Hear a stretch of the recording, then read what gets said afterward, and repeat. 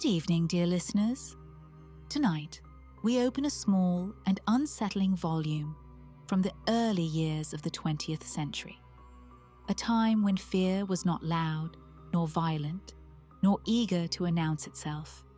These stories were written by an author who understood that the most enduring terrors are not found in dark forests or ruined castles, but in familiar rooms, polite conversations, and the quiet hours before sleep. This collection contains 3 tales: The Room in the Tower, a dream that insists on returning; Mrs. Amworth, a visitor who is far too at ease; and Gavon's Eve, a gathering best observed and never questioned. Settle in now, allow the world to grow quiet, and when you are ready, we shall begin with the first room. The Room in the Tower. It is probable that everybody who is at all a constant dreamer has had at least one experience of an event or a sequence of circumstances which have come to his mind in sleep being subsequently realized in the material world. But, in my opinion, so far from this being a strange thing, it would be far odder if this fulfillment did not occasionally happen, since our dreams are, as a rule, concerned with people whom we know and places with which we are familiar, such as might very naturally occur in the awake and day-lit world.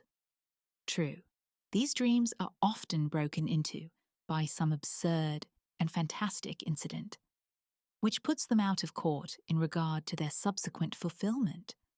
But on the mere calculation of chances, it does not appear in the least unlikely that a dream imagined by anyone who dreams constantly should occasionally come true. Not long ago, for instance, I experienced such a fulfillment of a dream, which seems to me in no way remarkable and to have no kind of psychical significance. The manner of it was as follows. A certain friend of mine, living abroad, is amiable enough to write to me about once in a fortnight. Thus, when 14 days or thereabouts have elapsed since I last heard from him, my mind, probably, either consciously or subconsciously, is expectant of a letter from him. One night last week, I dreamed that as I was going upstairs to dress for dinner, I heard, as I often heard, the sound of the postman's knock on my front door, and diverted my direction downstairs instead. There, among other correspondence, was a letter from him. Thereafter the fantastic entered, for on opening it I found inside the ace of diamonds, and scribbled across it in his well-known handwriting, "I am sending you this for safe custody. As you know, it is running an unreasonable risk to keep aces in Italy." The next evening, I was just preparing to go upstairs to dress, when I heard the postman's knock, and did precisely as I had done in my dream.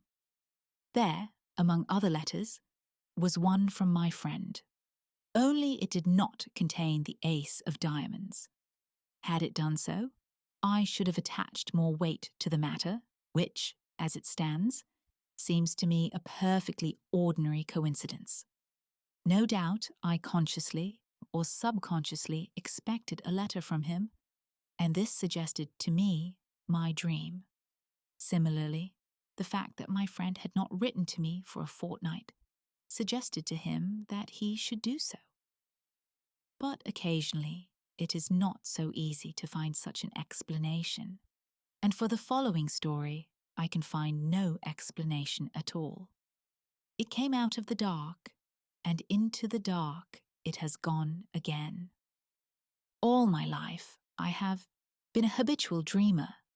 The nights are few, that is to say, when I do not find on awaking in the morning that some mental experience has been mine, and sometimes all night long, apparently, a series of the most dazzling adventures befall me.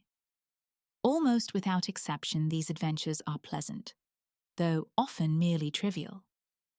It is of an exception that I am going to speak. It was when I was about 16 that a certain dream first came to me, and this is how it befell. It opened with my being set down at the door of a big red brick house, where I understood I was going to stay.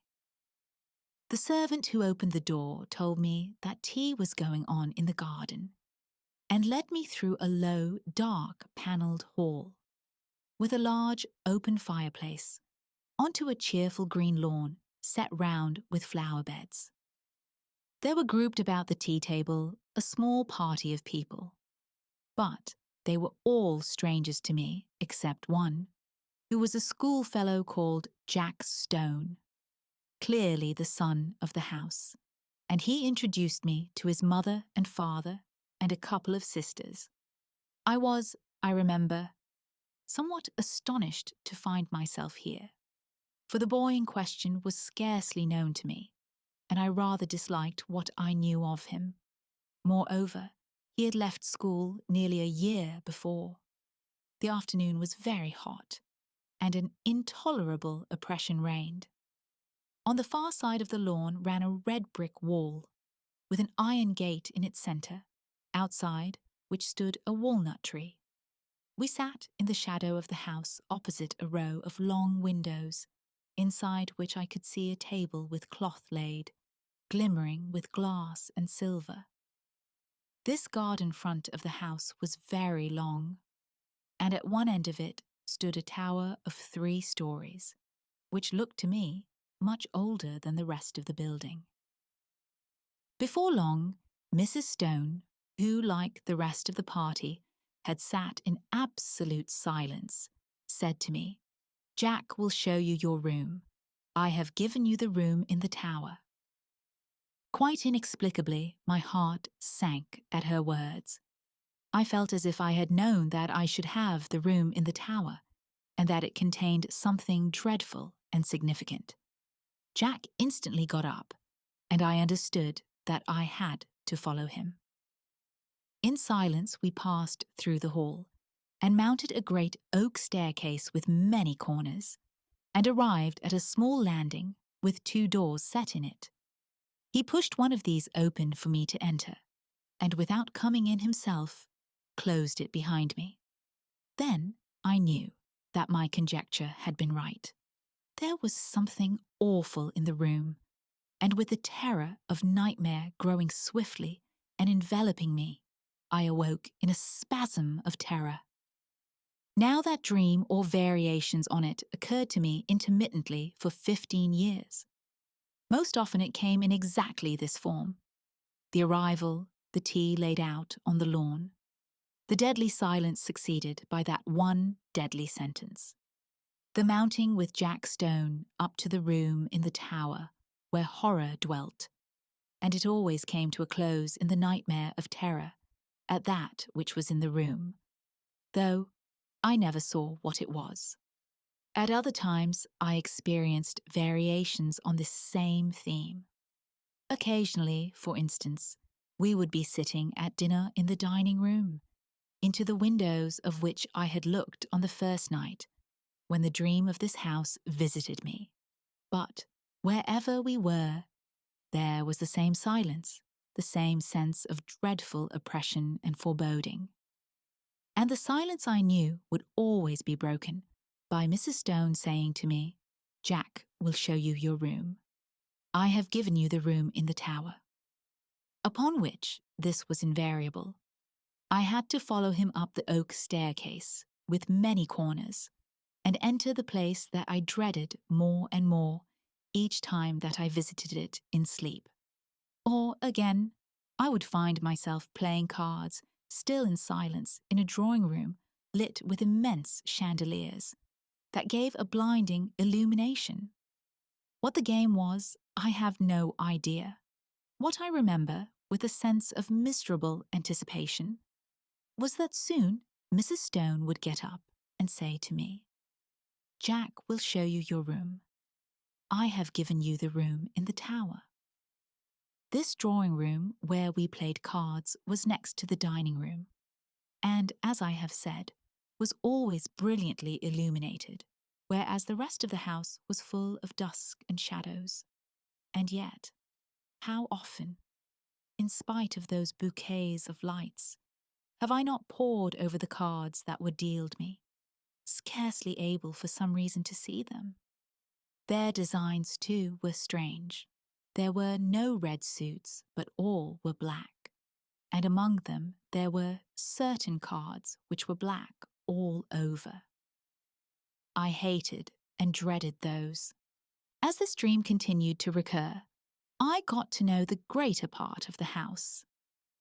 There was a smoking room beyond the drawing room, at the end of a passage with a green baize door. It was always very dark there, and as often as I went there, I passed somebody whom I could not see in the doorway coming out. Curious developments, too, took place in the characters that peopled the dream, as might happen to living persons. Mrs. Stone, for instance, who, when I first saw her, had been black-haired, became grey, and instead of rising briskly, as she had done at first when she said, "Jack will show you your room. I have given you the room in the tower," got up very feebly, as if the strength was leaving her limbs. Jack also grew up and became a rather ill-looking young man with a brown moustache, while one of the sisters ceased to appear, and I understood she was married. Then it so happened that I was not visited by this dream for 6 months or more, and I began to hope, in such inexplicable dread did I hold it, that it had passed away for good. But one night after this interval, I again found myself being shown out onto the lawn for tea, and Mrs. Stone was not there, while the others were all dressed in black.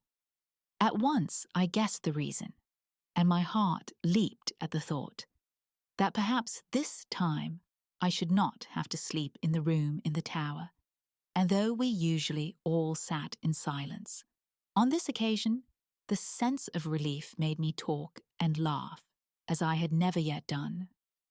But even then, matters were not altogether comfortable, for no one else spoke, but they all looked secretly at each other, and soon the foolish stream of my talk ran dry, and gradually an apprehension worse than anything I had previously known gained on me as the light slowly faded. Suddenly, a voice which I knew well broke the stillness, the voice of Mrs. Stone, saying, "Jack will show you your room. I have given you the room in the tower." It seemed to come from near the gate in the red brick wall that bounded the lawn, and looking up, I saw that the grass outside was sown thick with gravestones. A curious greyish light shone from them, and I could read the lettering on the grave nearest me, and it was, "In evil memory of Julia Stone." And as usual, Jack got up, and again I followed him through the hall and up the staircase with many corners. On this occasion it was darker than usual, and when I passed into the room in the tower, I could only just see the furniture, the position of which was already familiar to me. Also, there was a dreadful odour of decay in the room, and I woke screaming.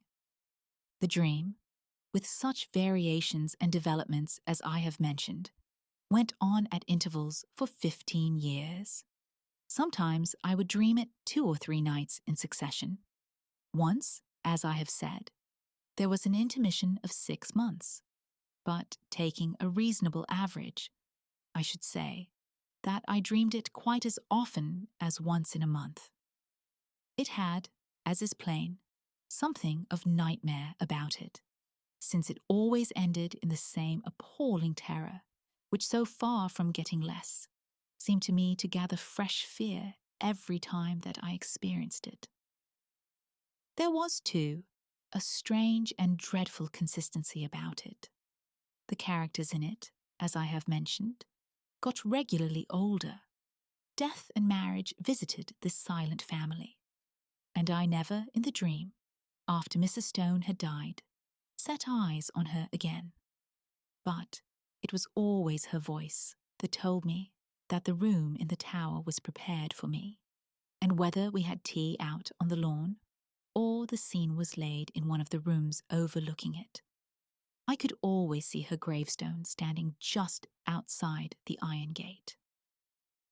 It was the same, too, with the married daughter. Usually she was not present, but once or twice she returned again, in company with a man whom I took to be her husband. He, too, like the rest of them, was always silent, but, owing to the constant repetition of the dream, I had ceased to attach, in my waking hours, any significance to it. I never met Jack Stone again during all those years, nor did I ever see a house that resembled this dark house of my dream. And then something happened. I had been in London in this year, up till the end of July, and during the first week in August went down to stay with a friend in a house he had taken for the summer months in the Ashdown Forest district of Sussex. I left London early, for John Clinton was to meet me at Forest Row Station, and we were going to spend the day golfing and go to his house in the evening. He had his motor with him, and we set off about 5 of the afternoon, after a thoroughly delightful day, for the drive, the distance being some 10 miles. As it was still so early, we did not have tea at the clubhouse, but waited till we should get home. As we drove, the weather, which up till then had been, though hot, deliciously fresh, seemed to me to alter in quality and become very stagnant and oppressive, and I felt that indefinable sense of ominous apprehension that I am accustomed to before thunder. John, however, did not share my views, attributing my loss of lightness to the fact that I had lost both my matches.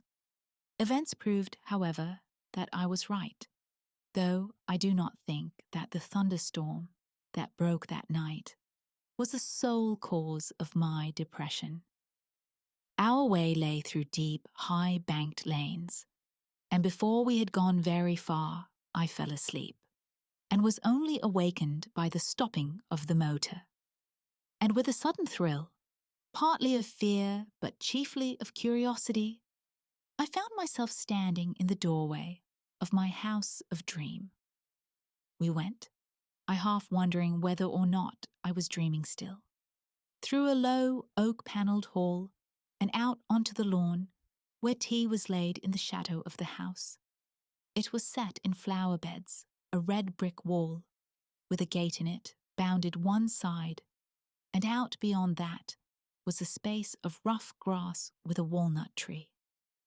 The facade of the house was very long, and at one end stood a 3-storied tower, markedly older than the rest. Here for the moment all resemblance to the repeated dream ceased. There was no silent and somehow terrible family, but a large assembly of exceedingly cheerful persons, all of whom were known to me. And in spite of the horror with which the dream itself had always filled me, I felt nothing of it now that the scene of it was thus reproduced before me. But I felt the intensest curiosity as to what was going to happen. Tea pursued its cheerful course, and before long, Mrs. Clinton got up. And at that moment, I think I knew what she was going to say.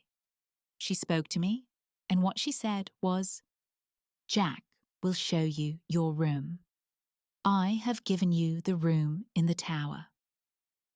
At that, for half a second, the horror of the dream took hold of me again. But it quickly passed, and again I felt nothing more than the most intense curiosity. It was not very long before it was amply satisfied. John turned to me. "Right up at the top of the house," he said, "but I think you'll be comfortable. We're absolutely full up. Would you like to go and see it now?" By Jove, I believe that you are right, and that we are going to have a thunderstorm. How dark it has become. I got up and followed him. We passed through the hall and up the perfectly familiar staircase. Then he opened the door, and I went in. And at that moment, sheer unreasoning terror again possessed me. I did not know for certain what I feared. I simply feared.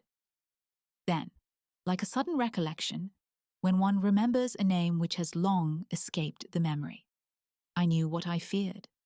I feared Mrs. Stone, whose grave with a sinister inscription, in evil memory, I had so often seen in my dream, just beyond the lawn which lay below my window. And then, once more, the fear passed so completely that I wondered what there was to fear, and I found myself, sober and quiet and sane, in the room in the tower, the name of which I had so often heard in my dream, and the scene of which was so familiar. I looked round it with a certain sense of proprietorship, and found that nothing had been changed from the dreaming nights in which I knew it so well. Just to the left of the door was the bed, lengthways along the wall, with the head of it in the angle. In a line with it was the fireplace and a small bookcase. Opposite the door, the outer wall was pierced by two lattice-paned windows, between which stood the dressing table, while ranged along the fourth wall was the washing stand and a big cupboard. My luggage had already been unpacked, for the furniture of dressing and undressing lay orderly on the washstand and toilet table, while my dinner clothes were spread out on the coverlet of the bed. And then, with a sudden start of unexplained dismay, I saw that there were two rather conspicuous objects which I had not seen before in my dreams. One, a life-sized oil painting of Mrs. Stone, the other a black and white sketch of Jack Stone, representing him as he had appeared to me only a week before in the last of the series of these repeated dreams. A rather secret and evil-looking man of about 30. His picture hung between the windows, looking straight across the room to the other portrait, which hung at the side of the bed. At that, I looked next, and as I looked, I felt once more the horror of nightmare seize me. It represented Mrs. Stone, as I had seen her last in my dreams, old and withered and white-haired, but, in spite of the evident feebleness of body, a dreadful exuberance and vitality shone through the envelope of flesh, an exuberance wholly malign, a vitality that foamed and frothed with unimaginable evil. Evil beamed from the narrow, leering eyes. It laughed in the demon-like mouth. The whole face was instinct with some secret and appalling mirth. The hands, clasped together on the knee, seemed shaking with suppressed and nameless glee. Then I saw also that it was signed in the left-hand bottom corner, and wondering who the artist could be, I looked more closely and read the inscription, Julia Stone by Julia Stone. There came a tap at the door, and John Clinton entered. "Got everything you want?" he asked. "Rather more than I want," said I, pointing to the picture. He laughed. "Hard-featured old lady," he said. "By herself, too, I remember. Anyhow, she can't have flattered herself much." "But don't you see?" said I. "It's scarcely a human face at all. It's the face of some witch, of some devil." He looked at it more closely. "Yes, it isn't very pleasant," he said. "Scarcely a bedside manner, eh? Yes, I can imagine getting the nightmare if I went to sleep with that close by my bed. I'll have it taken down, if you like." "I really wish you would," I said. He rang the bell, and with the help of a servant, we detached the picture and carried it out onto the landing and put it with its face to the wall. "By Jove, the old lady is a weight," said John, mopping his forehead. I wonder if she had something on her mind. The extraordinary weight of the picture had struck me too. I was about to reply when I caught sight of my own hand. There was blood on it, in considerable quantities, covering the whole palm. "I've cut myself somehow," said I. John gave a little startled exclamation. "Why, I have too," he said. Simultaneously, the footman took out his handkerchief and wiped his hand with it. I saw that there was blood also on his handkerchief.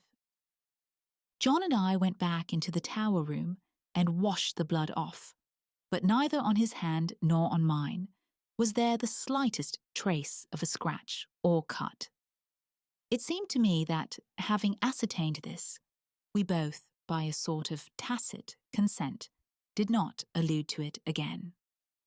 Something in my case had dimly occurred to me that I did not wish to think about. It was but a conjecture, but I fancied that I knew the same thing had occurred to him.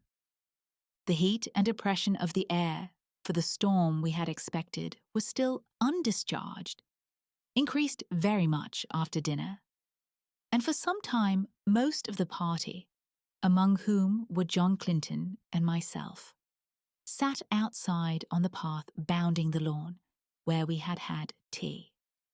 The night was absolutely dark, and no twinkle of star or moon ray could penetrate the pall of cloud that overset the sky. By degrees our assembly thinned. The women went up to bed, men dispersed to the smoking or billiard room, and by 11 o'clock my host and I were the only two left. All the evening I thought that he had something on his mind, and as soon as we were alone, he spoke. The man who helped us with the picture had blood on his hand too. "Did you notice?" he said. I asked him just now if he had cut himself, and he said he supposed he had, but that he could find no mark of it. Now, where did that blood come from?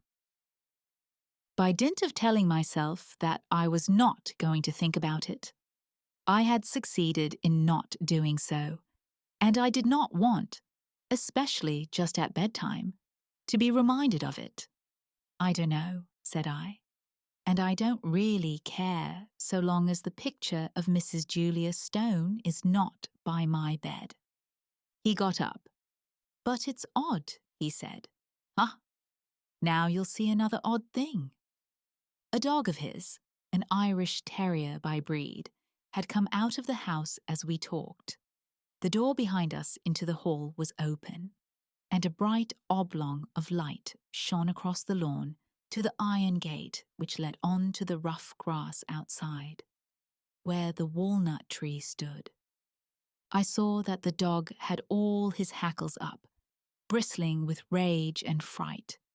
His lips were curled back from his teeth, as if he was ready to spring at something, and he was growling to himself. He took not the slightest notice of his master or me, but stiffly and tensely walked across the grass to the iron gate. There he stood for a moment, looking through the bars and still growling. Then, of a sudden, his courage seemed to desert him. He gave one long howl and scuttled back to the house with a curious crouching sort of movement. "He does that 6 times a day," said John. "He sees something which he both hates and fears." I walked to the gate and looked over it. Something was moving on the grass outside, and soon a sound which I could not instantly identify came to my ears. Then I remembered what it was. It was the purring of a cat. I lit a match and saw the purrer, a big blue Persian, walking round and round in a little circle just outside the gate, stepping high and ecstatically, with tail carried aloft like a banner. Its eyes were bright and shining, and every now and then it put its head down and sniffed at the grass. I laughed. "The end of that mystery, I am afraid," I said. Here's a large cat having Walpurgis night all alone. Yes, that's Darius, said John. He spends half the day and all night there. But that's not the end of the dog mystery, for Toby and he are the best of friends, but the beginning of the cat mystery. What's the cat doing there? And why is Darius pleased, while Toby is terror-stricken? At that moment, I remembered the rather horrible detail of my dreams when I saw through the gate, just where the cat was now, the white tombstone with the sinister inscription. But before I could answer, the rain began, as suddenly and heavily as if a tap had been turned on, and simultaneously the big cat squeezed through the bars of the gate and came leaping across the lawn to the house for shelter. Then it sat in the doorway, looking out eagerly into the dark. It spat and struck at John with its paw as he pushed it in order to close the door. Somehow, with the portrait of Julia Stone in the passage outside, the room in the tower had absolutely no alarm for me. And as I went to bed, feeling very sleepy and heavy, I had nothing more than interest for the curious incident about our bleeding hands and the conduct of the cat and dog. The last thing I looked at before I put out my light was the square, empty space by my bed where the portrait had been. Here the paper was of its original full tint of dark red. Over the rest of the walls it had faded. Then I blew out my candle and instantly fell asleep.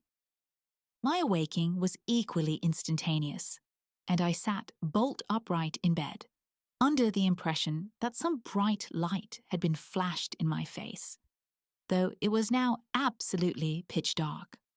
I knew exactly where I was, in the room which I had dreaded in dreams, but no horror that I ever felt when a sleep approached the fear that now invaded and froze my brain. Immediately after, a peal of thunder crackled just above the house, but the probability that it was only a flash of lightning which awoke me gave no reassurance to my galloping heart. Something I knew was in the room with me, and instinctively I put out my right hand, which was nearest the wall, to keep it away. And my hand touched the edge of a picture frame hanging close to me. I sprang out of bed, upsetting the small table that stood by it, and I heard my watch, candle, and matches clatter onto the floor. But for the moment there was no need of light, for a blinding flash leaped out of the clouds and showed me that by my bed again hung the picture of Mrs. Stone. And instantly the room went into blackness again. But in that flash I saw another thing also, namely a figure that leaned over the end of my bed, watching me. It was dressed in some close, clinging white garment, spotted and stained with mould, and the face was that of the portrait. Overhead the thunder cracked and roared, and when it ceased and the deathly stillness succeeded, I heard the rustle of movement coming nearer me, and more horrible yet, perceived an odour of corruption and decay. And then a hand was laid on the side of my neck, and close beside my ear I heard quick-taken, eager breathing. Yet I knew that this thing, though it could be perceived by touch, by smell, by eye and by ear, was still not of this earth, but something that had passed out of the body and had power to make itself manifest. Then a voice, already familiar to me, spoke. "I knew you would come to the room in the tower," it said. "I have been long waiting for you. At last you have come. Tonight I shall feast. Before long we will feast together." And the quick breathing came closer to me. I could feel it on my neck. At that, the terror, which I think had paralyzed me for the moment, gave way to the wild instinct of self-preservation. I hit wildly with both arms, kicking out at the same moment, and heard a little animal squeal, and something soft dropped with a thud beside me. I took a couple of steps forward, nearly tripping up over whatever it was that lay there, and by the merest good luck, found the handle of the door. In another second, I ran out on the landing and had banged the door behind me. Almost at the same moment, I heard a door open somewhere below, and John Clinton, candle in hand, came running upstairs. "What is it?" he said. "I sleep just below you, and heard a noise as if— Good heavens, there's blood on your shoulder." I stood there, so he told me afterwards, swaying from side to side, white as a sheet, with the mark on my shoulder as if a hand covered with blood had been laid there. "It's in there," I said, pointing. "She, you know. The portrait is in there too, hanging up on the place we took it from." At that, he laughed. "My dear fellow, this is mere nightmare," he said. He pushed by me and opened the door, I standing there simply inert with terror, unable to stop him, unable to move. "Phew! What an awful smell," he said. Then there was silence. He had passed out of my sight behind the open door. Next moment he came out again, as white as myself, and instantly shut it. "Yes, the portrait's there," he said, "and on the floor is a thing spotted with earth, like what they bury people in. Come away, quick, come away." How I got downstairs I hardly know. An awful shuddering and nausea of the spirit, rather than of the flesh, had seized me, and more than once he had to place my feet upon the steps, while every now and then he cast glances of terror and apprehension up the stairs. But in time we came to his dressing room on the floor below, and there I told him what I have here described. The sequel can be made short. Indeed, some of my readers have perhaps already guessed what it was, if they remember that inexplicable affair of the churchyard at West Fawley, some 8 years ago, where an attempt was made 3 times to bury the body of a certain woman who had committed suicide. On each occasion the coffin was found in the course of a few days, again protruding from the ground. After the 3rd attempt, in order that the thing should not be talked about, the body was buried elsewhere in unconsecrated ground. Where it was buried was just outside the iron gate of the garden belonging to the house where this woman had lived. She had committed suicide in a room at the top of the tower in that house. Her name was Julia Stone. Subsequently, the body was again secretly dug up, and the coffin was found to be full of blood. Mrs. Amworth. The village of Maxley, where last summer and autumn these strange events took place, lies on a heathery and pine-clad upland of Sussex. In all England, you could not find a sweeter and saner situation. Should the wind blow from the south, it comes laden with the spices of the sea. To the east, high downs protect it from the inclemencies of March, and from the west and north, the breezes which reach it travel over miles of aromatic forest and heather. The village itself is insignificant enough in point of population, but rich in amenities and beauty. Halfway down the single street, with its broad road and spacious areas of grass on each side, stands the little Norman church and the antique graveyard long disused. For the rest, there are a dozen small, sedate Georgian houses, red-bricked and long-windowed, each with a square of flower garden in front, and an ampler strip behind. A score of shops and a couple of score of thatched cottages belonging to labourers on neighbouring estates complete the entire cluster of its peaceful habitations. The general peace, however, is sadly broken on Saturdays and Sundays, for we lie on one of the main roads between London and Brighton, and our quiet street becomes a race course for flying motor cars and bicycles. A notice just outside the village begging them to go slowly only seems to encourage them to accelerate their speed, for the road lies open and straight, and there is really no reason why they should do otherwise. By way of protest, therefore, the ladies of Maxley cover their noses and mouths with their handkerchiefs as they see a motor car approaching, though. As the street is asphalted, they need not really take these precautions against dust. But late on Sunday night, the horde of scorchers has passed, and we settle down again to 5 days of cheerful and leisurely seclusion.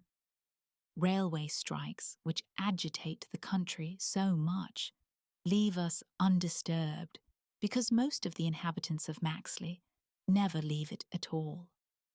I am the fortunate possessor of one of these small Georgian houses, and consider myself no less fortunate in having so interesting and stimulating a neighbour as Francis Ercombe, who, the most confirmed of Maxleyites, has not slept away from his house, which stands just opposite to mine in the village street, for nearly 2 years, at which date, though still in middle life, he resigned his physiological professorship at Cambridge University and devoted himself to the study of those occult and curious phenomena, which seem equally to concern the physical and the psychical sides of human nature. Indeed, his retirement was not unconnected with his passion for the strange, uncharted places that lie on the confines and borders of science, the existence of which is so stoutly denied by the more materialistic minds, for he advocated that all medical students should be obliged to pass some sort of examination in mesmerism, and that one of the Tripos papers should be designed to test their knowledge in such subjects as appearances at time of death, haunted houses, vampirism, automatic writing, and possession. Of course, they wouldn't listen to me, ran his account of the matter, for there is nothing that these seats of learning are so frightened of as knowledge, and the road to knowledge lies in the study of things like these. The functions of the human frame are, broadly speaking, known. They are a country, anyhow, that has been charted and mapped out. But outside that lie huge tracts of undiscovered country, which certainly exist, and the real pioneers of knowledge are those who, at the cost of being derided as credulous and superstitious, want to push on into those misty and probably perilous places. I felt that I could be of more use by setting out without compass or knapsack into the mists than by sitting in a cage like a canary and chirping about what was known. Besides, teaching is very bad for a man who knows himself only to be a learner. You only need to be a self-conceited ass to teach. Here, then, in Francis Ercombe, was a delightful neighbour to one who, like myself, has an uneasy and burning curiosity about what he called the misty and perilous places. And this last spring, we had a further and most welcome addition to our pleasant little community in the person of Mrs. Amworth, widow of an Indian civil servant.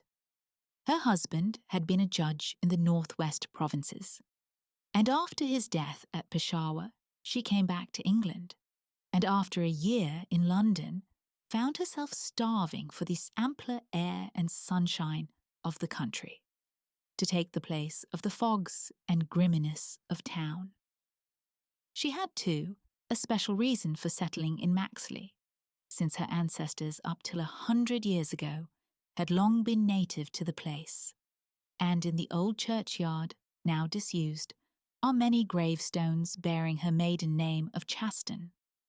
Big and energetic, her vigorous and genial personality speedily woke Maxley up to a higher degree of sociality than it had ever known. Most of us were bachelors or spinsters or elderly folk, not much inclined to exert ourselves in the expense and effort of hospitality, and hitherto the gaiety of a small tea party, with bridge afterwards and goloshes when it was wet, to trip home in again for a solitary dinner, was about the climax of our festivities. But Mrs. Amworth showed us a more gregarious way, and set an example of luncheon parties and little dinners, which we began to follow. On other nights, when no such hospitality was on foot, a lone man like myself found it pleasant to know that a call on the telephone to Mrs. Amworth's house, not 100 yards off, and an inquiry as to whether I might come over after dinner for a game of piquet before bedtime, would probably evoke a response of welcome. There she would be, with a comrade-like eagerness for companionship, and there was a glass of port and a cup of coffee, and a cigarette and a game of piquet. She played the piano too, in a free and exuberant manner, and had a charming voice and sang to her own accompaniment. And as the days grew long and the light lingered late, we played our game in her garden, which in the course of a few months she had turned from being a nursery for slugs and snails into a glowing patch of luxuriant blossoming. She was always cheery and jolly. She was interested in everything, and in music, in gardening, in games of all sorts, was a competent performer. Everybody, with one exception, liked her. Everybody felt her to bring with her the tonic of a sunny day. That one exception was Francis Ercombe. He, though he confessed he did not like her, acknowledged that he was vastly interested in her. This always seemed strange to me, for pleasant and jovial as she was, I could see nothing in her that could call forth conjecture or intrigued surmise, so healthy and unmysterious a figure did she present. But of the genuineness of Ercombe's interest there could be no doubt. One could see him watching and scrutinizing her. In matter of age, she frankly volunteered the information that she was 45. But her briskness, her activity, her unravaged skin, her coal-black hair, made it difficult to believe that she was not adopting an unusual device, and adding 10 years on to her age instead of subtracting them. Often, also, as our quite unsentimental friendship ripened, Mrs. Amworth would ring me up and propose her advent. If I was busy writing, I was to give her, so we definitely bargained, a frank negative, and in answer, I could hear her jolly laugh and her wishes for a successful evening of work. Sometimes, before her proposal arrived, Ercombe would already have stepped across from his house opposite for a smoke and a chat, and he, hearing who my intending visitor was, always urged me to beg her to come. She and I should play our piquet, said he, and he would look on, if we did not object, and learn something of the game.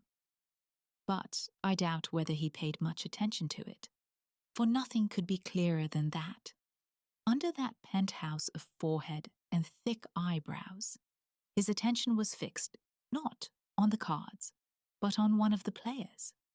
But he seemed to enjoy an hour spent thus, and often, until one particular evening in July, he would watch her with the air of a man who has some deep problem in front of him. She, enthusiastically keen about our game, seemed not to notice his scrutiny. Then came that evening when, as I see in the light of subsequent events, began the first twitching of the veil that hid the secret horror from my eyes.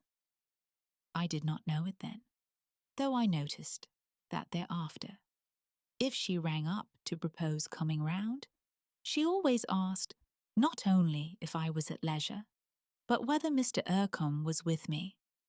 If so, she said, she would not spoil the chat of two old bachelors, and laughingly wished me good night. Ercombe, on this occasion, had been with me for some half-hour before Mrs. Amworth's appearance, and had been talking to me about the medieval beliefs concerning vampirism, one of those borderland subjects which he declared had not been sufficiently studied before it had been consigned by the medical profession to the dust heap of exploded superstitions. There he sat, grim and eager, tracing with that pellucid clearness which had made him in his Cambridge days so admirable a lecturer, the history of those mysterious visitations. In them all, there were the same general features. One of those ghoulish spirits took up its abode in a living man or woman, conferring supernatural powers of bat-like flight and glutting itself with nocturnal blood feasts. When its host died, it continued to dwell in the corpse, which remained undecayed. By day it rested, by night it left the grave and went on its awful errands. No European country in the Middle Ages seemed to have escaped them. Earlier yet, parallels were to be found in Roman and Greek and in Jewish history. It's a large order to set all that evidence aside as being moonshine, he said. Hundreds of totally independent witnesses in many ages have testified to the occurrence of these phenomena, and there's no explanation known to me which covers all the facts. And if you feel inclined to say, why then, if these are facts, do we not come across them now? There are two answers I can make you. One is that there were diseases known in the Middle Ages, such as the Black Death, which was certainly existent then, and which have become extinct since. But for that reason, we do not assert that such diseases never existed. Just as the Black Death visited England and decimated the population of Norfolk, so here in this very district about 300 years ago, there was certainly an outbreak of vampirism, and Maxley was the centre of it. My second answer is even more convincing, for I tell you that vampirism is by no means extinct now. An outbreak of it certainly occurred in India a year or two ago. At that moment, I heard my knocker plied in the cheerful and peremptory manner in which Mrs. Amworth is accustomed to announce her arrival, and I went to the door to open it. "Come in at once," I said, "and save me from having my blood curdled. Mr. Ercombe has been trying to alarm me."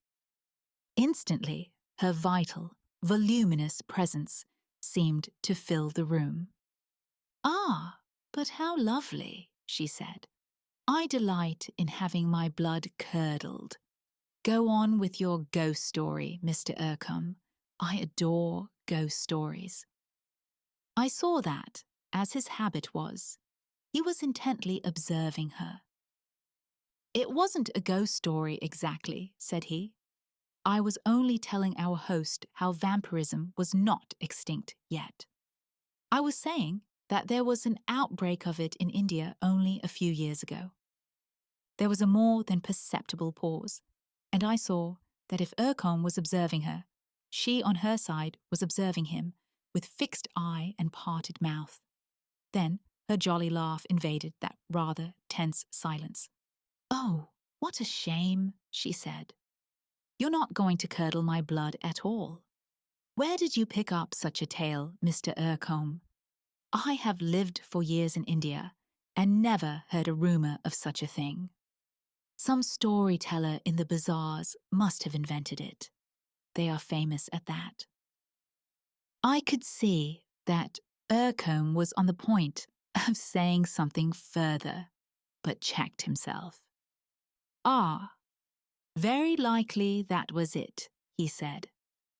But something had disturbed our usual peaceful sociability that night, and something had damped Mrs. Amworth's usual high spirits.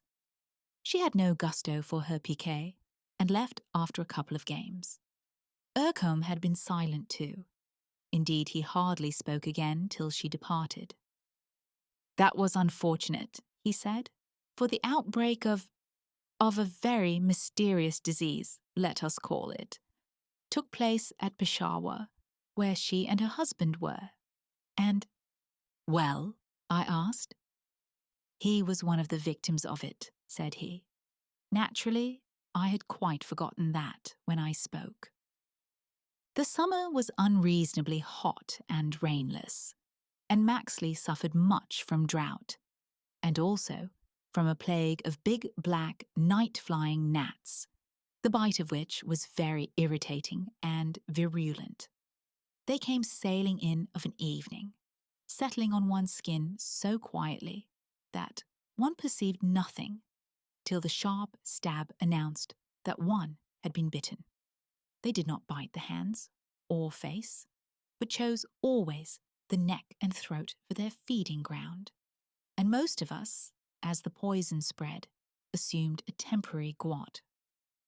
Then about the middle of August appeared the first of those mysterious cases of illness, which our local doctor attributed to the long-continued heat, coupled with the bite of these venomous insects. The patient was a boy of 16 or 17, the son of Mrs. Amworth's gardener, and the symptoms were an anemic pallor and a languid prostration, accompanied by great drowsiness and an abnormal appetite. He had, too, on his throat 2 small punctures, where, so Dr. Ross conjectured, one of these great gnats had bitten him. But the odd thing was that there was no swelling or inflammation round the place where he had been bitten.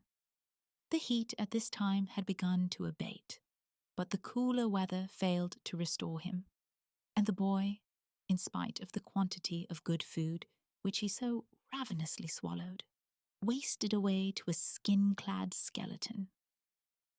I met Dr. Ross in the street one afternoon about this time, and in answer to my inquiries about his patient, he said that he was afraid the boy was dying.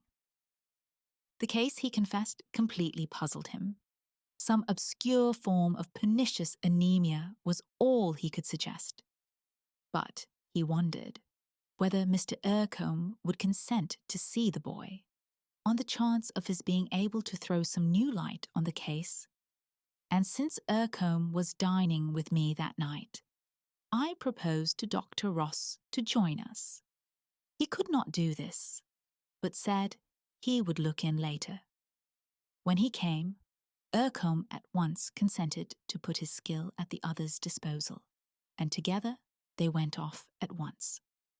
Being thus shorn of my sociable evening, I telephoned to Mrs. Amworth to know if I might inflict myself on her for an hour.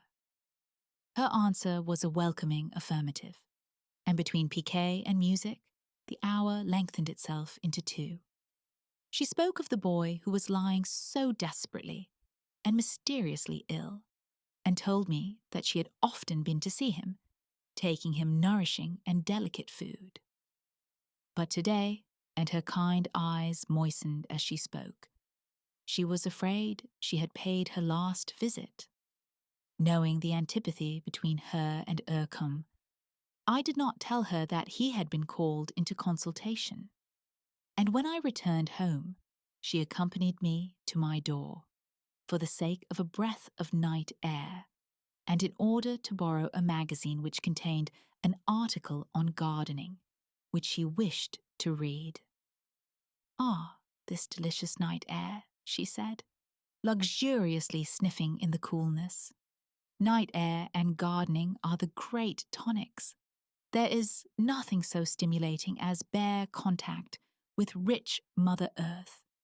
You are never so fresh as when you have been grubbing in the soil. Black hands, black nails, and boots covered with mud. She gave her great, jovial laugh. "I'm a glutton for air and earth," she said. "Positively, I look forward to death, for then I shall be buried and have the kind earth all round me. No leaden caskets for me. I have given explicit directions. But what shall I do about air? Well, I suppose one can't have everything. The magazine? 1,000 thanks. I will faithfully return it. Good night. Garden, and keep your windows open, and you won't have anemia." "I always sleep with my windows open," said I. I went straight up to my bedroom, of which one of the windows looks out over the street. And as I undressed, I thought I heard voices talking outside not far away. But I paid no particular attention, put out my lights, and falling asleep plunged into the depths of a most horrible dream, distortedly suggested, no doubt, by my last words with Mrs. Amworth. I dreamed that I woke and found that both my bedroom windows were shut. Half suffocating, I dreamed that I sprang out of bed and went across to open them. The blind over the first was drawn down, and pulling it up, I saw, with the indescribable horror of incipient nightmare, Mrs. Amworth's face, suspended close to the pane in the darkness outside, nodding and smiling at me. Pulling down the blind again to keep that terror out, I rushed to the second window on the other side of the room, and there again was Mrs. Amworth's face. Then the panic came upon me in full blast. Here was I suffocating in the airless room, and whichever window I opened, Mrs. Amworth's face would float in, like those noiseless black gnats that bit before one was aware. The nightmare rose to screaming point, and with strangled yells I awoke to find my room cool and quiet, with both windows open and blinds up, and a half-moon high in its course, casting an oblong of tranquil light on the floor. But even when I was awake, the horror persisted, and I lay tossing and turning. I must have slept long before the nightmare seized me, for now it was nearly day, and soon, in the east, the drowsy eyelids of morning began to lift. I was scarcely downstairs next morning, for after the dawn I slept late, when Ercom rang up to know if he might see me immediately. He came in, grim and preoccupied, and I noticed that he was pulling on a pipe that was not even filled.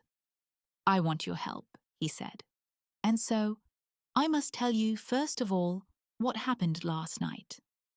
I went round with the little doctor to see his patient, and found him just alive, but scarcely more.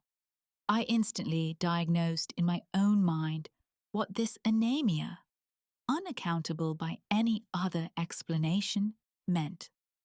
The boy is the prey of a vampire." He put his empty pipe on the breakfast table, by which I had just sat down, and folded his arms, looking at me steadily from under his overhanging brows. "Now about last night," he said. I insisted that he should be moved from his father's cottage into my house. As we were carrying him on a stretcher, whom should we meet but Mrs. Amworth? She expressed shocked surprise that we were moving him. Now, why do you think she did that? With a start of horror, as I remembered my dream that night before, I felt an idea come into my mind, so preposterous and unthinkable that I instantly turned it out again. "I haven't the smallest idea," I said. "Then listen, while I tell you about what happened later." I put out all light in the room where the boy lay, and watched. One window was a little open, for I had forgotten to close it, and about midnight I heard something outside, trying apparently to push it farther open. I guessed who it was. Yes, It was full 20 feet from the ground, and I peeped round the corner of the blind. Just outside was the face of Mrs. Amworth, and her hand was on the frame of the window. Very softly, I crept close, and then banged the window down, and I think I just caught the tip of one of her fingers. "But it's impossible," I cried. How could she be floating in the air like that? And what had she come for? Don't tell me such. Once more, with closer grip, the remembrance of my nightmare seized me. "I am telling you what I saw," said he, and all night long, until it was nearly day, she was fluttering outside like some terrible bat, trying to gain admittance. Now put together various things I have told you. He began checking them off on his fingers. "Number 1, he said, there was an outbreak of disease similar to that which this boy is suffering from at Peshawar, and her husband died of it. Number 2, Mrs. Amworth protested against my moving the boy to my house. Number 3, she, or the demon that inhabits her body, a creature powerful and deadly, tries to gain admittance. And add this too. In medieval times, there was an epidemic of vampirism here at Maxley. The vampire, so the accounts run, was found to be Elizabeth Chaston. I see you remember Mrs. Amworth's maiden name. Finally, the boy is stronger this morning. He would certainly not have been alive if he had been visited again. And what do you make of it?" There was a long silence, during which I found this incredible horror assuming the hues of reality. "I have something to add," I said, "which may or may not bear on it. You say that the spectre went away shortly before dawn." "Yes." I told him of my dream, and he smiled grimly. "Yes, you did well to awake," he said. "That warning came from your subconscious self, which never wholly slumbers, and cried out to you of deadly danger. For 2 reasons, then, you must help me. 1 to save others, the 2nd to save yourself." "What do you want me to do?" I asked. "I want you, first of all, to help me in watching this boy, and ensuring that she does not come near him. Eventually, I want you to help me in tracking the thing down, in exposing and destroying it. It is not human. It is an incarnate fiend.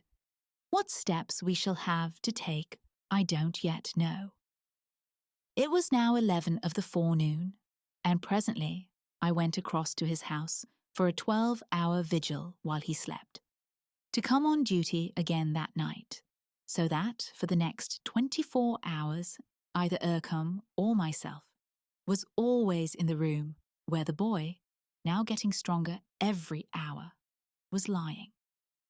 The day following was Saturday, and a morning of brilliant, pellucid weather, and already when I went across to his house to resume my duty, the stream of motors down to Brighton had begun.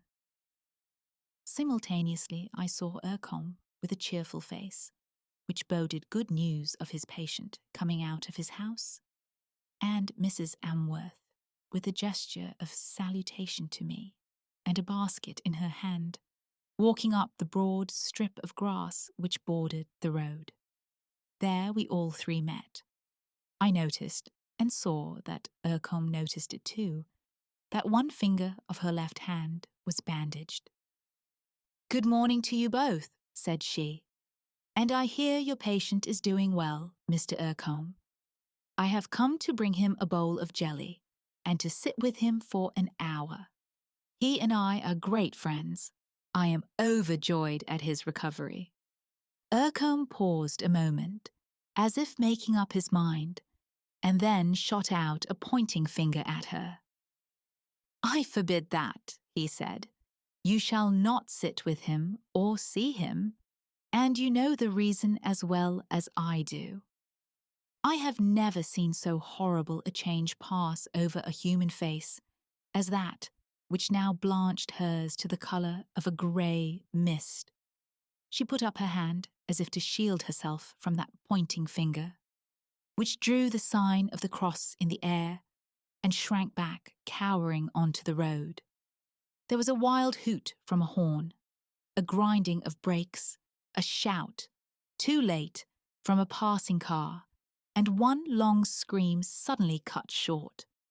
Her body rebounded from the roadway after the first wheel had gone over it, and the second followed. It lay there, quivering and twitching, and was still. She was buried 3 days afterwards in the cemetery outside Maxley, in accordance with the wishes she had told me that she had devised about her interment, and the shock which her sudden and awful death had caused to the little community began by degrees to pass off. To 2 people only, Ercom and myself. The horror of it was mitigated from the first by the nature of the relief that her death brought. But, naturally enough, we kept our own counsel, and no hint of what greater horror had been thus averted was ever let slip. But, oddly enough, so it seemed to me, he was still not satisfied about something in connection with her, and would give no answer to my questions on the subject. Then, as the days of a tranquil, mellow September and the October that followed began to drop away, like the leaves of the yellowing trees, his uneasiness relaxed. But before the entry of November, the seeming tranquillity broke into hurricane. I had been dining one night at the far end of the village, and about 11 o'clock was walking home again. The moon was of an unusual brilliance, rendering all that it shone on as distinct as in some etching. I had just come opposite the house which Mrs. Amworth had occupied, where there was a board up telling that it was to let, when I heard the click of her front gate, and next moment I saw, with a sudden chill and quaking of my very spirit, that she stood there. Her profile, vividly illuminated, was turned to me, and I could not be mistaken in my identification of her. She appeared not to see me. Indeed, the shadow of the yew hedge in front of her garden enveloped me in its blackness. And she went swiftly across the road and entered the gate of the house directly opposite. There I lost sight of her completely. My breath was coming in short pants, as if I had been running, and now indeed I ran, with fearful backward glances, along the 100 yards that separated me from my house and Ercom's. It was to his that my flying steps took me, and next minute I was within. "What have you come to tell me?" he asked, "or shall I guess?" "You can't guess," said I. "No, it's no guess.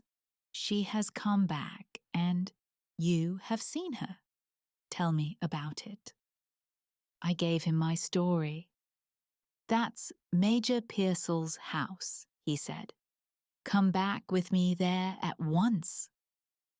"But what can we do?" I asked. "I've no idea. That's what we have got to find out." A minute later, we were opposite the house. When I had passed it before, it was all dark. Now lights gleamed from a couple of windows upstairs. Even as we faced it, the front door opened, and next moment, Major Pearsall emerged from the gate. He saw us and stopped. "I'm on my way to Dr. Ross," he said quickly. "My wife has been taken suddenly ill. She had been in bed an hour when I came upstairs, and I found her white as a ghost and utterly exhausted. She had been to sleep, it seemed, but you will excuse me." "One moment, Major," said Ercombe. "Was there any mark on her throat?" "How did you guess that?" said he. "There was." One of those beastly gnats must have bitten her twice there. She was streaming with blood. "And there's someone with her?" asked Ercombe. "Yes," I roused her maid. He went off, and Ercombe turned to me. "I know now what we have to do," he said. "Change your clothes, and I'll join you at your house." "What is it?" I asked. "I'll tell you on our way." "We're going to the cemetery?" He carried a pick, a shovel, and a screwdriver when he rejoined me, and wore round his shoulders a long coil of rope. As we walked, he gave me the outlines of the ghastly hour that lay before us. "What I have to tell you," he said, "will seem to you now too fantastic for credence. But before dawn, we shall see whether it outstrips reality. By a most fortunate happening, you saw the spectre, the astral body, whatever you choose to call it, of Mrs. Amworth going on its grisly business, and therefore, beyond doubt, the vampire spirit which abode in her during life animates her again in death. That is not exceptional. Indeed, all these weeks since her death, I have been expecting it. If I am right, we shall find her body undecayed and untouched by corruption." "But she has been dead nearly 2 months," said I. "If she had been dead 2 years, it would still be so, if the vampire has possession of her. So remember, whatever you see done, it will be done not to her, who in the natural course would now be feeding the grasses above her grave, but to a spirit of untold evil and malignancy, which gives a phantom life to her body." "But what shall I see done?" said I. "I will tell you. We know that now, at this moment, the vampire, clad in her mortal semblance, is out, dining out. But it must get back before dawn, and it will pass into the material form that lies in her grave. We must wait for that, and then, with your help, I shall dig up her body. If I am right, you will look on her as she was in life, with the full vigour of the dreadful nutriment she has received pulsing in her veins. And then, when dawn has come, and the vampire cannot leave the lair of her body, I shall strike her with this," and he pointed to his pick, "through the heart, and she, who comes to life again only with the animation the fiend gives her, she and her hellish partner will be dead indeed. Then we must bury her again, delivered at last." We had come to the cemetery, and in the brightness of the moonshine, there was no difficulty in identifying her grave. It lay some 20 yards from the small chapel, in the porch of which, obscured by shadow, we concealed ourselves. From there we had a clear and open sight of the grave, and now we must wait till its infernal visitor returned home. The night was warm and windless, yet even if a freezing wind had been raging, I think I should have felt nothing of it. So intense was my preoccupation as to what the night and dawn would bring. There was a bell in the turret of the chapel that struck the quarters of the hour, and it amazed me to find how swiftly the chimes succeeded one another. The moon had long set, but a twilight of stars shone in a clear sky, when 5 o'clock of the morning sounded from the turret. A few minutes more passed, and then I felt Ercombe's hand softly nudging me, and looking out in the direction of his pointing finger, I saw that the form of a woman, tall and large in build, was approaching from the right. Noiselessly, with a motion more of gliding and floating than walking, she moved across the cemetery to the grave, which was the centre of our observation. She moved round it as if to be certain of its identity, and for a moment stood directly facing us. In the greyness to which now my eyes had grown accustomed, I could easily see her face and recognize its features. She drew her hand across her mouth as if wiping it, and broke into a chuckle of such laughter as made my hair stir on my head. Then she leaped onto the grave, holding her hands high above her head, and inch by inch disappeared into the earth. Ercombe's hand was laid on my arm in an injunction to keep still, but now he removed it. "Come," he said. With pick and shovel and rope we went to the grave. The earth was light and sandy, and soon after 6 struck, we had delved down to the coffin lid. With his pick, he loosened the earth round it, and adjusting the rope through the handles by which it had been lowered, we tried to raise it. This was a long and laborious business, and the light had begun to herald day in the east before we had it out and lying by the side of the grave. With his screwdriver, he loosed the fastenings of the lid and slid it aside, and standing there, we looked on the face of Mrs. Amworth. The eyes, once closed in death, were open. The cheeks were flushed with colour. The red, full-lipped mouth seemed to smile. "One blow, and it is all over," he said. "You need not look." Even as he spoke, he took up the pick again, and laying the point of it on her left breast, measured his distance. And though I knew what was coming, I could not look away. He grasped the pick in both hands, raised it an inch or two for the taking of his aim, and then, with full force, brought it down on her breast.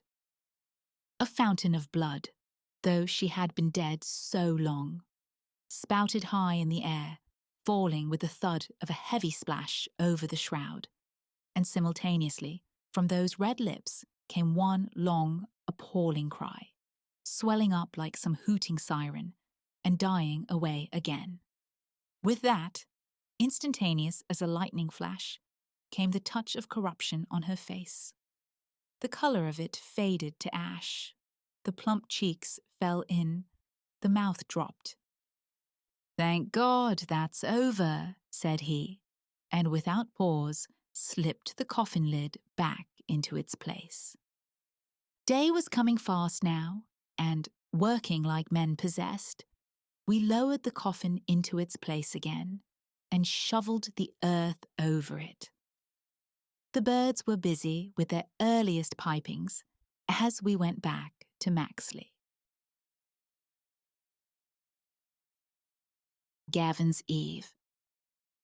It is only the largest kind of ordnance map that records the existence of the village of Gavon in the Shire of Sutherland, and it is perhaps surprising that any map on whatever scale should mark so small and huddled a group of huts, set on a bare, bleak headland between moor and sea, and, so one would have thought, of no import at all to any who did not happen to live there. But the river Gavon, on the right bank of which stand this half-dozen of chimneyless and wind-swept habitations, is a geographical fact of far greater interest to outsiders. For the salmon there are heavy fish, the mouth of the river is clear of nets, and all the way up to Gavon Loch. Some 6 miles inland, the coffee-coloured water lies in pool after deep pool, which verge, if the river is in order and the angler moderately sanguine, on a fishing probability amounting almost to a certainty. In any case, during the first fortnight of September, last I had no blank day on those delectable waters, and up till the 15th of that month, there was no day on which someone at the lodge in which I was stopping did not land a fish out of the famous Pict's pool. But after the 15th, that pool was not fished again. The reason why is here set forward. The river at this point, after some 100 yards of rapid, makes a sudden turn round a rocky angle, and and plunges madly into the pool itself.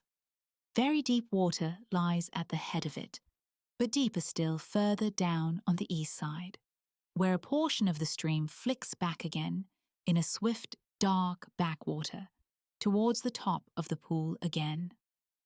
It is fishable only from the western bank, for to the east, above this backwater, a great wall of black and basaltic rock, heaved up no doubt by some fault in strata, rises sheer from the river to the height of some 60 feet. It is in fact nearly precipitous on both sides, heavily serrated at the top, and of so curious a thinness that at about the middle of it, where a fissure breaks its topmost edge, and some 20 feet from the top, there exists a long hole, a sort of lancet window, one would say, right through the rock, so that a slit of daylight can be seen through it. Since, therefore, no one would care to cast his line, standing perched on that razor-edged eminence, the pool must needs be fished from the western bank. A decent fly, however, will cover it all. It is on the western bank that there stand the remains of that which gave its title to the pool, namely, the ruins of a pigged castle, built out of rough and scarcely hewn masonry, unmortared, but on a certain large and impressive scale, and in a very well-preserved condition considering its extreme antiquity. It is circular in shape and measures some 20 yards of diameter in its internal span. A staircase of large blocks with a rise of at least a foot leads up to the main gate, and opposite this, on the side towards the river, is another smaller postern through which down a rather hazardously steep slope, a scrambling path, where progress demands both caution and activity, conducts to the head of the pool which lies immediately beneath it. A gate chamber still roofed over exists in the solid wall. Inside there are foundation indications of 3 rooms, and in the centre of all, a very deep hole, probably a well. Finally, just outside the postern leading to the river, is a small, artificially levelled platform, some 20 feet across, as if made to support some superincumbent edifice. Certain stone slabs and blocks are dispersed over it. Brora, the post town of Gavon, lies some 6 miles to the southwest, and from it a track over the moor leads to the rapids immediately above the Picts Pool, across which, by somewhat extravagant striding, from boulder to boulder, a man can pass dry foot when the river is low, and make his way up a steep path to the north of the basaltic rock, and so to the village. But this transit demands a steady head, and at the best is a somewhat giddy passage. Otherwise the road between it and Brora lies in a long detour higher up the moor, passing by the gates of Gavon Lodge, where I was stopping. For some vague and ill-defined reason, the pool itself and the Picts Castle had an uneasy reputation on the countryside, and several times trudging back from a day's fishing, I have known my gilly take a longish circuit, though heavy with fish, rather than make this short cut in the dusk by the castle. On the first occasion when Sandy, a strapping yellow-bearded Viking of 25, did this, he gave as a reason that the ground round about the castle was mossy, though as a God-fearing man, he must have known he lied. But on another occasion he was more frank, and said that the Picts Pool was no canny after sunset. I am now inclined to agree with him, though. When he lied about it, I think it was because, as a God-fearing man, he feared the devil also. It was on the evening of September 14th that I was walking back with my host, Hugh Graham, from the forest beyond the lodge. It had been a day unseasonably hot for the time of year, and the hills were blanketed with soft, furry clouds. Sandy, the gilly of whom I have spoken, was behind with the ponies, and, idly enough, I told Hugh about his strange distaste for the Picts' pool after sunset. He listened, frowning a little. "That's curious," he said. "I know there is some dim local superstition about the place, but last year, certainly Sandy used to laugh at it. I remember asking him what ailed the place, and he said he thought nothing about the rubbish folk talked. But this year, you say he avoids it." "On several occasions with me, he has done so." Hugh smoked a while in silence, striding noiselessly over the dusky, fragrant heather. "Poor chap," he said. "I don't know what to do about him. He's becoming useless." "Drink?" I asked. "Yes, drink in a secondary manner. But trouble led to drink. And trouble, I am afraid, is leading him to worse than drink." "The only thing worse than drink is the devil," I remarked. "Precisely. That's where he is going. He goes there often." "What on earth do you mean?" I asked. "Well, it's rather curious," said Hugh.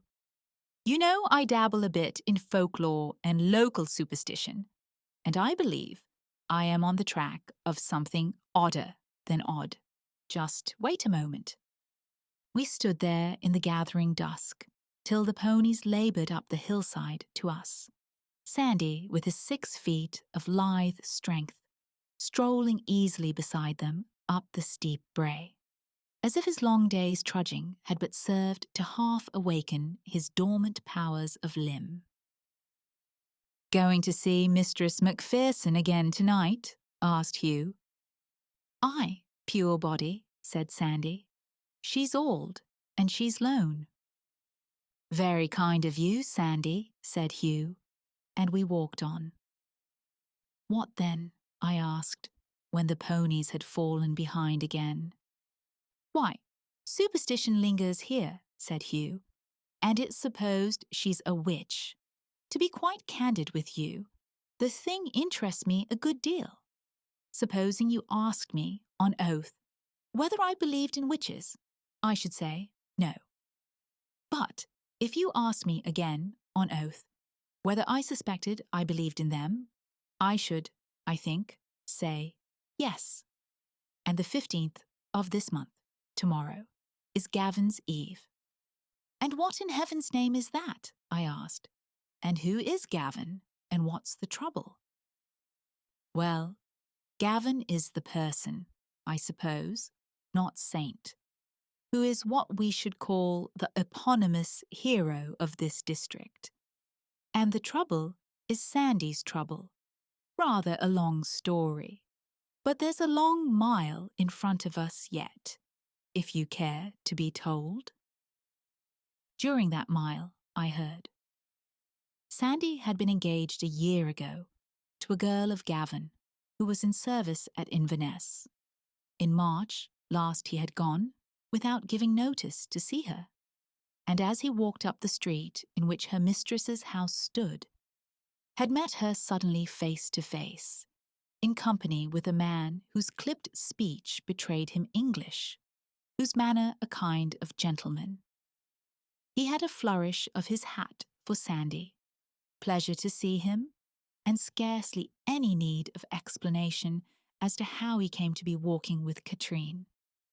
It was the most natural thing possible, for a city like Inverness boasted its innocent urbanities, and a girl could stroll with a man.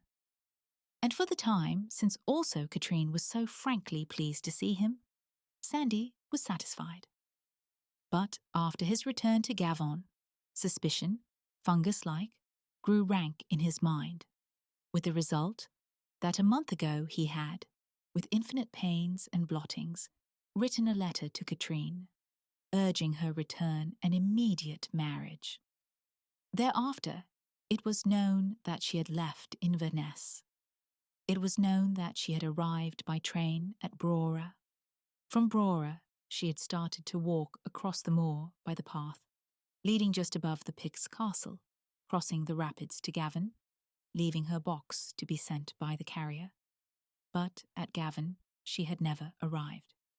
Also, it was said that, though it was a hot afternoon, she wore a big cloak.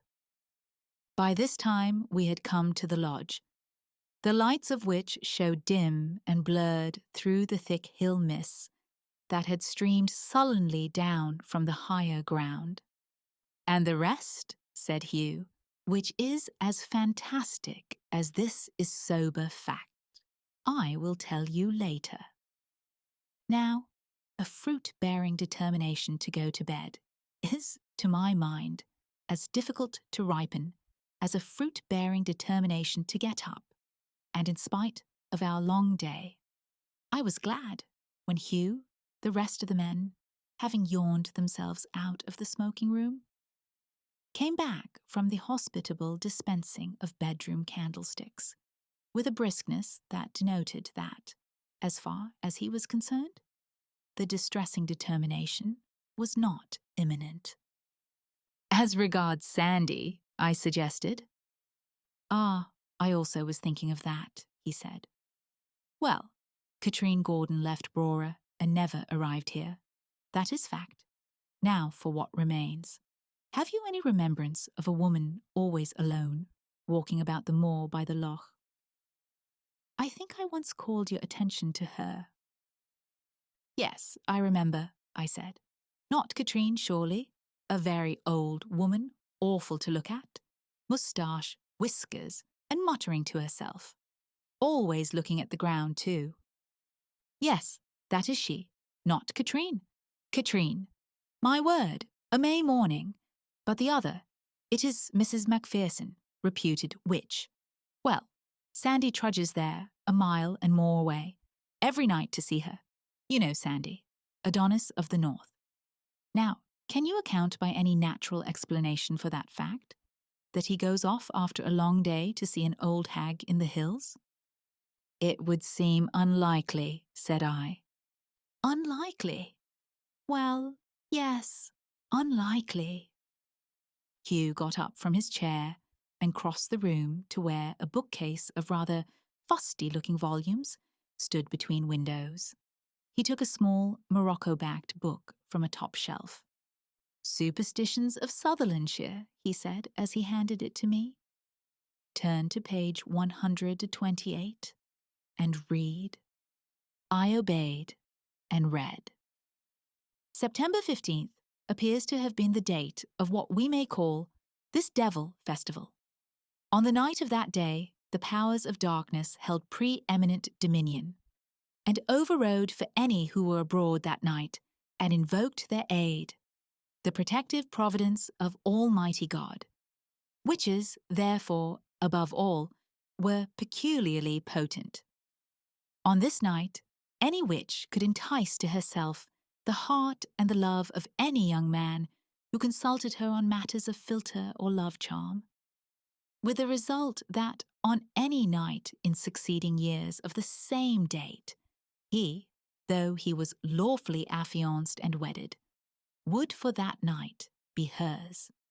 If, however, he should call on the name of God through any sudden grace of the Spirit, her charm would be of no avail.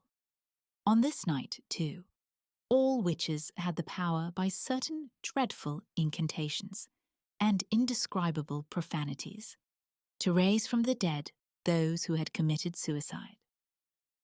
"Top of the next page," said Hugh. "Leave out this next paragraph. It does not bear on this last."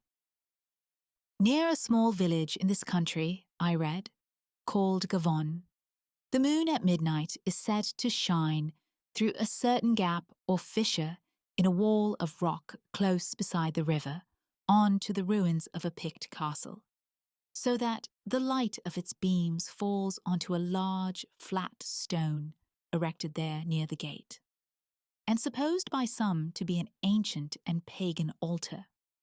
At that moment, so the superstition still lingers in the countryside, the evil and malignant spirits which hold sway on Gavon's eve are at the zenith of their powers, and those who invoke their aid at this moment and in this place will, though with infinite peril to their immortal souls, get all that they desire of them. The paragraph on the subject ended here, and I shut the book. Well, I asked. Under favourable circumstances, 2 and 2 make 4, said Hugh. And 4 means this. Sandy is certainly in consultation with a woman who is supposed to be a witch, whose path no crofter will cross after nightfall. He wants to learn, at whatever cost, poor devil, what happened to Catherine. Thus I think it more than possible that tomorrow, at midnight, there will be folk by the Picts' pool. There is another curious thing. I was fishing there yesterday, and just opposite the river gate of the castle, someone has set up a great flat stone, which has been dragged, for I noticed the crushed grass, from the debris at the bottom of the slope. You mean that the old hag is going to try to raise the body of Katrine, if she is dead? Yes, and I mean to see myself what happens. Come too. The next day, Hugh and I fished down the river from the lodge, taking with us not Sandy, but another gilly, and ate our lunch on the slope of the Picts' castle, after landing a couple of fish there. Even as Hugh had said, a great flat slab of stone had been dragged onto the platform outside the river gate of the castle, where it rested on certain rude supports, which, now that it was in place, seemed certainly designed to receive it. It was also exactly opposite that lancet window, in the basaltic rock across the pool, so that, if the moon at midnight did shine through it, the light would fall on the stone. This, then, was the almost certain scene of the incantations. Below the platform, as I have said, the ground fell rapidly away to the level of the pool, which, owing to rain on the hills, was running very high, and, streaked with lines of greyish bubbles, poured down in amazing and ear-filling volume. But directly underneath the steep escarpment of rock on the far side of the pool, it lay foamless and black, a still backwater of great depth. Above the altar-like erection again, the ground rose up 7 rough-hewn steps to the gate itself, on each side of which, to the height of about 4 feet, ran the circular wall of the castle. Inside again were the remains of partition walls between the 3 chambers, and it was in the one nearest to the river gate that we determined to conceal ourselves that night. From there should the witch and Sandy keep tryst at the altar. Any sound of movement would reach us, and through the aperture of the gate itself we could see, concealed in the shadow of the wall, whatever took place at the altar or down below at the pool. The lodge, finally, was but a short 10 minutes away, if one went in the direct line, so that, by starting at 11:45 that night, we could enter the Picts' castle by the gate, away from the river, thus not betraying our presence to those who might be waiting for the moment when the moon should shine through the lancet window in the wall of rock onto the altar in front of the river gate. Night fell very still and windless, and when not long before midnight, we let ourselves silently out of the lodge. Though to the east the sky was clear, a black continent of cloud was creeping up from the west, and had now nearly reached the zenith. Out of the remote fringes of it, occasional lightning winked, and the growl of very distant thunder sounded drowsily at long intervals after. But it seemed to me as if another storm hung over our heads, ready every moment to burst, for the oppression in the air was of a far heavier quality than so distant a disturbance could have accounted for. To the east, however, the sky was still luminously clear. The curiously hard edges of the western cloud were star-embroidered, and by the dove-coloured light in the east, it was evident that the moonrise over the moor was imminent. And though I did not in my heart believe that our expedition would end in anything but yawns, I was conscious of an extreme tension and rawness of nerves, which I set down to the thunder-charged air. For noiselessness of footstep, we had both put on India rubber-soled shoes, and all the way down to the pool, we heard nothing but the distant thunder and our own padded tread. Very silently and cautiously, we ascended the steps of the gate away from the river, and keeping close to the wall inside, sidled round to the river gate and peered out. For the first moment I could see nothing, so black lay the shadow of the rock wall opposite across the pool. But by degrees I made out the lumps and line of the glimmering foam which streaked the water.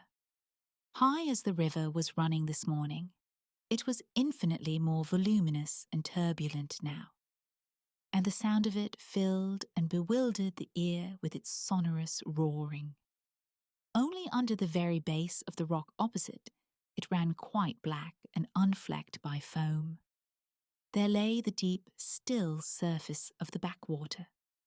Then suddenly, I saw something black move in the dimness in front of me, and against the grey foam rose up first the head, then the shoulders, and finally the whole figure of a woman coming towards us up the bank. Behind her walked another, a man, and the two came to where the altar of stone had been newly erected, and stood there side by side, silhouetted against the churned white of the stream. Hugh had seen too, and touched me on the arm to call my attention. So far, then, he was right. There was no mistaking the stalwart proportions of Sandy. Suddenly, across the gloom, shot a tiny spear of light, and momentarily as we watched, it grew larger and longer, till a tall beam, as from some window cut in the rock opposite, was shed on the bank below us. It moved slowly, imperceptibly to the left, till it struck full between the two black figures standing there, and shone with a curious bluish gleam on the flat stone in front of them. Then the roar of the river was suddenly overscored by a dreadful screaming voice, the voice of a woman, and from her side her arms shot up and out as if in invocation of some power. At first I could catch none of the words, but soon from repetition they began to convey an intelligible message to my brain, and I was listening, as in the paralytic horror of nightmare, to a bellowing of the most hideous and unnameable profanity. What I heard I cannot bring myself to record. Suffice it to say that Satan was invoked by every adoring and reverent name, that cursing and unspeakable malediction was poured forth on him whom we hold most holy. Then the yelling voice ceased as suddenly as it had begun, and for a moment there was silence again, but for the reverberating river. Then once more that horror of sound was uplifted. "So, Katrine Gordon," it cried, "I bid ye in the name of my master and yours to rise from where ye lie. Up with ye, up." Once more there was silence. Then I heard Hugh at my elbow draw a quick, sobbing breath, and his finger pointed unsteadily to the dead black water below the rock. And I too looked and saw. Right under the rock, there appeared a pale subaqueous light, which waved and quivered in the stream. At first it was very small and dim, but as we looked, it seemed to swim upwards from remote depths and grew larger, till I suppose the space of some square yard was illuminated by it. Then the surface of the water was broken, and a head, the head of a girl, dead white and with long, flowing hair appeared above the stream. Her eyes were shut, the corners of her mouth drooped as in sleep, and the moving water stood in a frill round her neck. Higher and higher rose the figure out of the tide, till at last it stood, luminous in itself, so it appeared, up to the middle. The head was bent down over the breast, and the hands clasped together. As it emerged from the water, it seemed to get nearer, and was by now halfway across the pool, moving quietly and steadily against the great flood of the hurrying river. Then I heard a man's voice crying out in a sort of strangled agony. "Katrine!" it cried. "Katrine! In God's name! In God's name!" In 2 strides, Sandy had rushed down the steep bank and hurled himself out into that mad swirl of waters. For one moment, I saw his arms flung up into the sky. The next, he had altogether gone. And on the utterance of that name, the unholy vision had vanished too, while simultaneously there burst in front of us a light so blinding, followed by a crack of thunder so appalling to the senses, that I know I just hid my face in my hands. At once, as if the floodgates of the sky had been opened, the deluge was on us, not like rain, but like one sheet of solid water, so that we cowered under it. Any hope or attempt to rescue Sandy was out of the question. To dive into that whirlpool of mad water meant instant death. And even had it been possible for any swimmer to live there, in the blackness of the night, there was absolutely no chance of finding him. Besides, even if it had been possible to save him, I doubt whether I was sufficiently master of my flesh and blood as to endure to plunge where that apparition had risen. Then, as we lay there, another horror filled and possessed my mind. Somewhere close to us in the darkness was that woman whose yelling voice just now had made my blood run ice cold, while it brought the streaming sweat to my forehead. At that moment I turned to Hugh. "I cannot stop here," I said. "I must run right away. Where is she?" "Did you not see?" he asked. "No. What happened?" The lightning struck the stone within a few inches of where she was standing. We must go and look for her." I followed him down the slope, shaking as if I had the palsy, and groping with my hands on the ground in front of me, in deadly terror of encountering something human. The thunderclouds had in the last few minutes spread over the moon, so that no ray from the window in the rock guided our search. But up and down the bank from the stone that lay shattered there to the edge of the pool, we groped and stumbled, but found nothing. At length, we gave it up. It seemed morally certain that she, too, had rolled down the bank after the lightning stroke, and lay somewhere deep in the pool from which she had called the dead. None fished the pool next day, but men with drag nets came from Brora. Right under the rock in the backwater lay 2 bodies close together, Sandy and the dead girl. Of the other, they found nothing. It would seem, then, that Katrine Gordon, in answer to Sandy's letter, left Inverness in heavy trouble.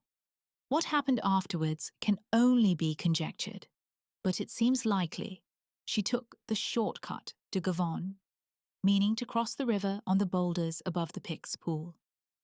But whether she slipped accidentally in her passage and so was drawn down by the hungry water, or whether, unable to face the future, she had thrown herself into the pool, we can only guess. In any case, they sleep together now, in the bleak, wind-swept graveyard at Brora, in obedience to the inscrutable designs of God. The house grows quiet again, Thank you for keeping me company tonight. I'm Lady S. Ashcroft. Until our next reading, rest well.